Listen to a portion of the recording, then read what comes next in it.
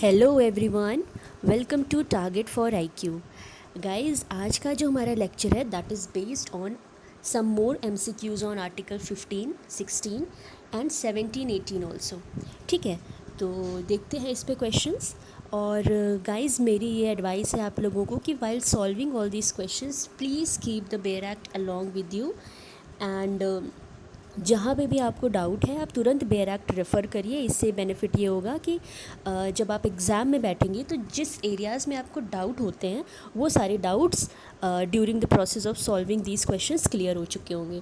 ठीक है, सो यहाँ पे जो हमारा टारगेट है that is to learn articles through questions. हम क्वेश्चंस के थ्रू देखेंगे कि कौन कौन से आर्टिकल्स हैं। ठीक है, तो इससे ईजी होगा हमको याद करना, right. So and one more thing guys, देखिए ये फंडामेंटल राइट्स के टॉपिक्स चल रहे हैं अभी। And as you all know कि फंडामेंटल राइट्स से सबसे ज़्यादा क्वेश्चंस पूछे जाते हैं in any state judiciary exam. इस वजह से जितने भी पॉसिबल क्वेश्चंस हो पाएंगे फंडामेंटल राइट्स में, हम पहले उन्हें कंप्लीट करने की कोशिश करेंगे and then we'll switch to another topic. Okay, so चलिए स्टार्ट करते हैं today's lecture. So our first question is, protective discrimination is constitutionally valid in view of 15(4), 16(4), 15(4), 22, 15(4), 21 and none of the above। As you can see कि इसका answer है ए। Okay, लेकिन हम पहले ये समझेंगे कि इसका आंसर ए क्यों है और बी एंड सी क्यों नहीं है। देखिए, यहाँ पे क्वेश्चन पूछ रहा है कि प्रोटेक्टिव डिस्क्रिमिनेशन कॉन्स्टिट्यूशनली वैलिड है। पहली चीज़ तो ये है, अगर आप आर्टिकल 15 का मार्जिनल नोट पढ़ेंगे तो वहाँ पे किसी भी तरह के डिस्क्रिमिनेशन को करने की मनाही है, प्रोहिबिशन है उस पर। But still when it comes to 15(3) and 15(4), 15(5), 6, तो यहाँ पे कुछ कुछ चीज़ों में डिस्क्रिमिनेशन को कॉन्स्टिट्यूशनली वैलिड किया गया है। ठीक है, इस वजह से 15(4) इसका वन ऑफ द आंसर हो सकता है। सेकेंड ऑप्शन देखते हैं कि यहाँ पे 22 है, तो क्या आर्टिकल 22 में डिस्क्रिमिनेशन की किसी भी तरह से बात की गई है? ऐसा तो बिल्कुल नहीं है। आर्टिकल 20 बात करता है कि in case of an offence, जब किसी पर्सन को प्रोसिक्यूट किया जा चुका है और पनिश किया जा चुका है तो वो दोबारा उसे हम उस ऑफेंस के रिस्पेक्ट में ना पनिश कर सकते हैं ना प्रोसिक्यूट कर सकते हैं। ठीक है, and guys it relates to article 300 of CRPC also. ठीक है, तो इस वजह से ये किसी डिस्क्रिमिनेशन की बात तो कर नहीं रहा है 22। एंड सेम एज आर्टिकल 21, ये तो right to life and personal liberty की बात करता है। इस वजह से the best suited and correct answer is 15(4) and 16(4). ठीक है, अच्छा 15(4) में क्या दिया हुआ है? तो पहली चीज़ तो ये याद रखिए कि 15(4) को हमको 29(2) के साथ पढ़ना है, ऑलराइट। और 15(2) में socially and educationally backward class के रिस्पेक्ट में, और देखिए socially and educationally backward class इसके रिस्पेक्ट में, और SC एंड ST इनके रिस्पेक्ट में स्टेट लॉज बना सकता है for the advancement of this section of society. कौन कौन है? Socially and educationally backward and SC ST। ठीक है, तो ये एक तरह का डिस्क्रिमिनेशन है which is held valid by the constitution itself. ठीक, और जब हम 16(4) की बात करते हैं तो 16(4) रिजर्वेशन इन अपॉइंटमेंट्स और पोस्ट इसकी बात करता है। ठीक है, इसमें भी backward class of citizens they are given special privilege कि in case of reservation state can make provisions for them. ठीक है, तो इस वजह से 15(4) एंड 16(4) इसका करेक्ट आंसर होगा। Now next question, Article 15 of the Constitution of India does not permit the state to make special provisions for which one of the following।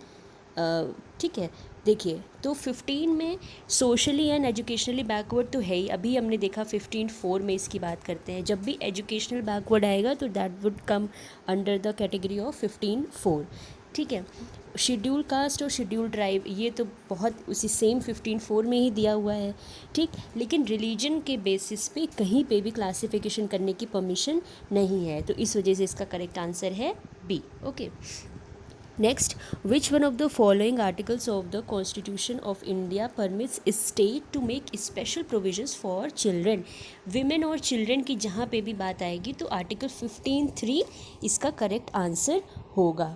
ठीक है, नेक्स्ट देखते हैं, article 15(3) of the constitution of India empowers the state to make special provisions for, again same question, women and children. Okay, next देखते हैं, reservation of seats in educational institutions in favor of scheduled caste and scheduled tribe. अगर reservation of seats की बात करता है in educational institutions, आप article 15 खोल के देखिए, डायरेक्ट क्वेश्चन है वहाँ से, ठीक।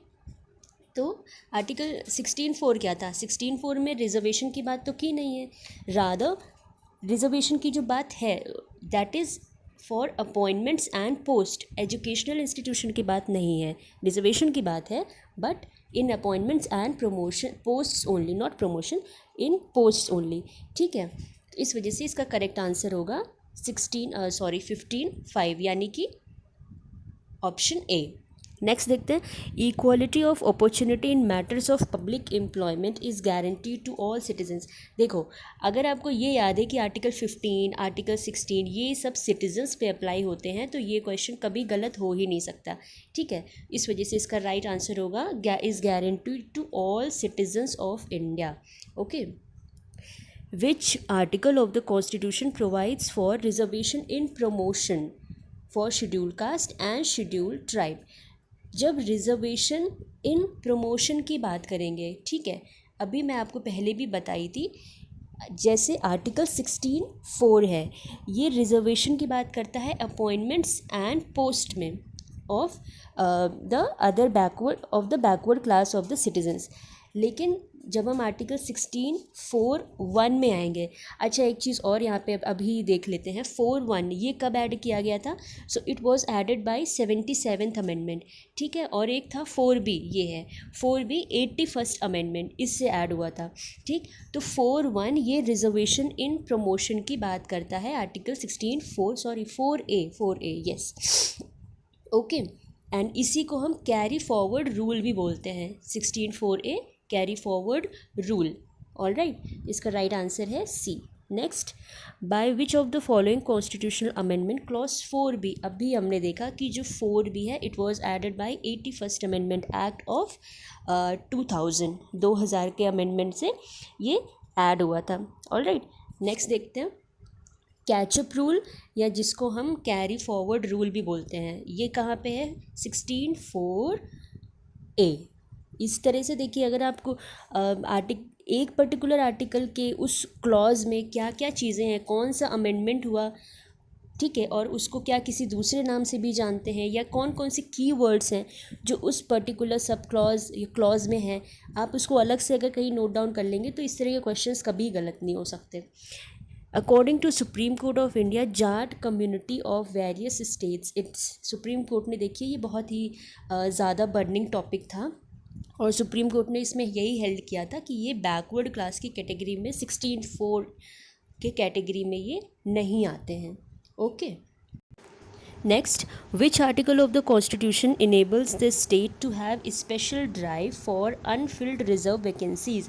अनफिल्ड रिजर्व वैकेंसीज ये डायरेक्ट टर्म यूज़ है अंडर आर्टिकल 16(4)B, ठीक है। 16(4)B किस अमेंडमेंट से आया था, 81st अमेंडमेंट ऑफ 2000। 16(4)A किस अमेंडमेंट से आया था, 77th अमेंडमेंट। अच्छा एक चीज़ और, आर्टिकल 15 में क्लॉज 4 है, उसमें भी अमेंडमेंट हुआ था, ठीक है, 15(4), ये कौन सा अमेंडमेंट था, it was the first amendment of 1951। और जो 15(5) है ये कौन सा अमेंडमेंट था, that was the 93rd amendment. तो 15(4) का अमेंडमेंट फर्स्ट अमेंडमेंट था और 15(5) का अमेंडमेंट 93rd अमेंडमेंट था। और अभी आपको पता है कि आर्टिकल 15 में क्लॉज 6 ऐड किया गया है, तो ये किस अमेंडमेंट से है, ऑफ 2019 में हुआ 103rd अमेंडमेंट, जिसमें EVS कैटेगरी को इंक्लूड किया गया है। तो आर्टिकल 15 में भी 6th क्लॉज जोड़ा गया और आर्टिकल 16 में भी 6th क्लॉज जोड़ा गया EVS कैटेगरी का, ओके, ठीक है। नेक्स्ट देखते हैं, which article of the constitution enables the state to have special drive for unfilled reserve vacancies, ठीक है, हमने देख लिया, that was article 16(4)B, all right. Next देखते हैं, the provisions to fill backlog vacancy was inserted in articles, देखो 16 में, article 16 में बैकलॉग वैकेंसी की भी बात करते हैं, और ये 16(4)(b ये वैकेंसी की बात करता है जो बैकलॉग वैकेंसी थी उनके बारे में। तो हमें तो ये पता ही है कि 16(4)(b was added by 81st amendment हो गया। Untouchability is abolished and it's practice in any form is forbidden under untouchability article 17 में है। Okay, practising untouchability is violation of a constitutional right and a criminal offence. तो ये constitutional right का violation तो है ही under article 17 और criminal offence भी है। तो इसका आंसर होगा both A and B. Next, equality of opportunity in matters of public employment के मैटर पे कौन is guaranteed to all citizens. देखो ये डायरेक्ट क्वेश्चन है फ्रॉम आर्टिकल 16 और हमें पता है कि आर्टिकल 16 सिटीजन्स पे अप्लाई होता है। तो इसका राइट आंसर होगा is guaranteed to all citizens of India. Next देखते हैं, under article 16 the words any employment of office, इसका क्या मतलब है? Only to public employments. ये एक फैक्चुअल क्वेश्चन है, इसे याद रखिएगा कि एनी एम्प्लॉयमेंट का मतलब पब्लिक एम्प्लॉयमेंट होता है। Next, right of equality of opportunity in matters of public employment is under constitutional right. कौन सा आर्टिकल? आर्टिकल 16। ठीक। Next, article 17 of the constitution deals with, सबको पता है कि अनटचेबिलिटी, अबॉलिशन ऑफ अनटचेबिलिटी से ये डील करता है। देखिए एकदम डायरेक्ट क्वेश्चन है, MPCJ में आया था। ऑलराइट, तो आपको अगर आर्टिकल, उसके मार्जिनल नोट और आर्टिकल के अंदर कौन कौन से अमेंडमेंट हुए हैं एंड कीवर्ड्स, अगर इतना आप बना लेंगे शॉर्ट नोट में, याद रहेगा, तो फंडामेंटल राइट से आने वाले कोई भी क्वेश्चन आपके गलत नहीं होंगे। और वैसे भी हम यहाँ पे ट्राई कर रहे हैं कि जितने ज़्यादा क्वेश्चन हम इस इम्पॉर्टेंट टॉपिक से यहाँ पे कवर कर सकें वो करेंगे। ठीक है, नेक्स्ट देखते हैं, any unlawful compulsory labour is deemed to be a practice of untouchability when any person compels other person to do scavenging, removing any carcass and sweeping. तो ये सारी चीज़ें अनटचेबिलिटी में कवर होंगी। अगर हम किसी भी पर्सन को कंपेल करते हैं कि वो स्कैवेंजिंग करे या कैरकस को रिमूव करे या फिर स्वीपिंग करे, तो ये सब अनटचेबिलिटी में आएगा। Next, which of the following is prohibited without the consent of the president of India according to article 18। आर्टिकल 18 टाइटल्स के बारे में बात करता है और इसमें बिना प्रेसिडेंट के कंसेंट के हम कोई भी नया टाइटल एक्वायर नहीं कर सकते हैं। क्या क्या है? Conferment of title, accepting any title from foreign state, accepting any gift or office of any kind from or under any foreign state. तो बिना प्रेसिडेंट के कंसेंट के हम ये तीनों चीज़ नहीं एक्वायर कर सकते। तो इसका राइट आंसर होगा D. Okay, so this was all for today's video and आगे हम और भी questions on fundamental rights cover करने की कोशिश करेंगे जितने ज़्यादा से ज़्यादा कर सकें, ताकि फंडामेंटल राइट्स से आने वाला एक भी क्वेश्चन आपका एग्जाम में गलत ना हो। ठीक है, so please keep in touch and if you have any doubt you can comment and I'll try to solve that problem. And so guys, thank you so much for watching Target for IQ.